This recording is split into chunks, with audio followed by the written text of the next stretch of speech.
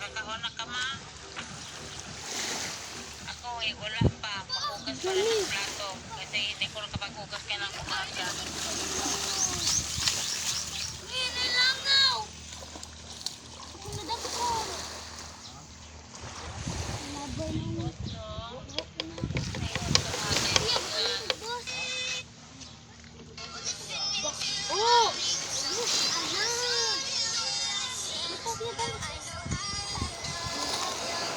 Patay.